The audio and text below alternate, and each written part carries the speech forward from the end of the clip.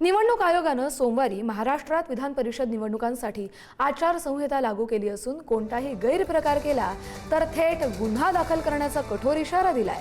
विधान परिषद निवडणुकीसाठी निवडणूक आयोगानं महाराष्ट्रासह 6 राज्यांमध्ये आचारसंहिता लागू करताना गैरप्रकारांना चाप लावण्यासाठी कठोर पावलं उचलली आहेत। या निवडणुकीमध्ये मतदारांना हॉटेल, रिसॉर्ट किंवा तत्सम ठिकाणी ठेवणं हा त्यांना लाच देण्यासारखा गंभीर गुन्हा ठरवून भारतीय दंड संहितेच्या कलमांनुसार त्यांच्यावरती गुन्हा दाखल केला जाईल असं देखील आता सांगितलं गेलंय। त्यामुळे आता विधान परिषदेबाबत आमदार आणि नगरसेवकांसाठी आयोगानं कठोर पवित्रा घेतलाय।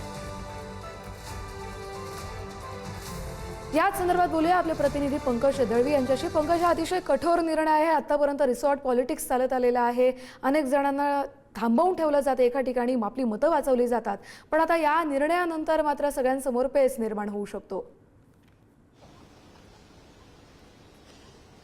न्यायालयानं रिसॉर्ट पॉलिटिक्स जे आहे ते एकदम सॉर्ट करून टाकले असं आपण म्हणू शकतो। कारण अशा पद्धतीनं मतदारांना रिसॉर्टवरती नेणं, त्यांना तिकीट ठेवणं हा लाच देण्याचा प्रकार किंवा मतदारांना आकर्षित करण्याचा प्रकार जो आहे असू शकतो, होऊ शकतो असं न्यायालयानं म्हटलेलं आहे। त्यामुळे थेट गुन्हा आता जो आहे तो दाखल केला जाईल। यासोबतच मंत्र्यांच्या, राज्यमंत्र्यांच्या, राज्यातल्या मंत्र्यांच्या, केंद्रातल्या मंत्र्यांच्या ज्या भागामध्ये आचारसंहिता लागू आहे त्या भागामध्ये फिरण्यावरती, दौरे करण्यावरती सुद्धा निर्बंध दिले। ते दौरे करू शकतात, मात्र आचारसंहितेची अगदी स्ट्रॉंग भिंत जी आहे ती या दौऱ्यामध्ये असणार आहे। त्यामुळे येणाऱ्या विधान परिषदेच्या निवडणुका आहेत, महाराष्ट्रामध्ये 16 ठिकाणी या निवडणुका होणार आहेत। कठीण असण्यापेक्षा कठोर कारवाई जी आहे ती केली जाईल अशी शक्यता आहे।